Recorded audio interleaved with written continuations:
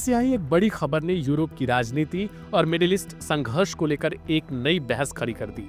प्रधानमंत्री Giorgia Meloni की नेतृत्व वाली इटली में सुरक्षा एजेंसियों ने 7 लोगों को गिरफ्तार किया है, जिन पर आरोप है कि वे फिलिस्तीन के समर्थन में चंदा इकट्ठा कर रहे थे।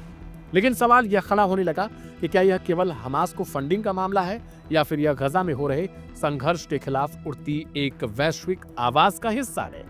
इटली की पुलिस का कहना है कि ये लोग मानवीय सहायता के नाम पर पैसे इकट्ठा कर रहे थे और इस रकम का एक बड़ा हिस्सा हमास से जुड़े संगठनों तक पहुंचा।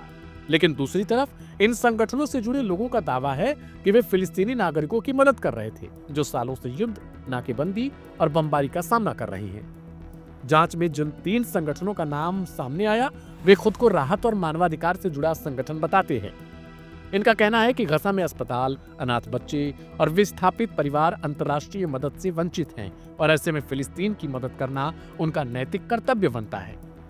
समर्थकों का तर्क है कि पश्चिमी देशों में यूक्रेन या दूसरे युद्ध क्षेत्रों के लिए फंड इकट्ठा करना जायज माना जाता है, तो फिर फिलिस्तीन के लिए मदद को अपराध क्यों माना जा रहा है? पुलिस के मुताबिक करीब 70 लाख यूरो इकट्ठा भी किए जा चुके हैं, जिनमें से 71% रकम उन संस्थाओं तक पहुंची जिनका संबंध हमास से बताया गया।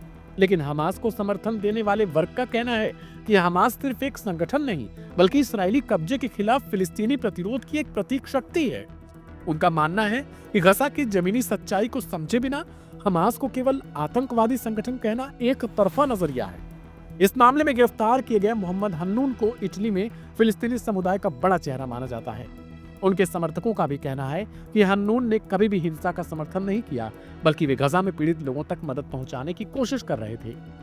हालांकि इटली की सरकार और गृह मंत्री मात्तेओ पियानदेतोसी ने साफ कर दिया कि देश की जमीन पर किसी भी ऐसे नेटवर्क को काम करने की इजाजत नहीं दी जाएगी जिसका संबंध हमास से जोड़ा जाए। सरकार इसे राष्ट्रीय सुरक्षा का मुद्दा बता रही है। लेकिन इस कार्रवाई के बाद इटली ही नहीं, पूरे यूरोप में यह सवाल तेज हो गया कि क्या फिलिस्तीन के समर्थन को अब आतंकवाद के बराबर देखा जा रहा है? गजा में जारी जंग, हजारों नागरिकों की मौत और मानवीय संकट के बीच हमास को लेकर दुनिया 2 हिस्सों में बटी नजर आ रही है। एक तरफ सरकारें हैं और दूसरी तरफ आम लोग हैं जो खुद को फिलिस्तीन के साथ खड़ा मानते हैं।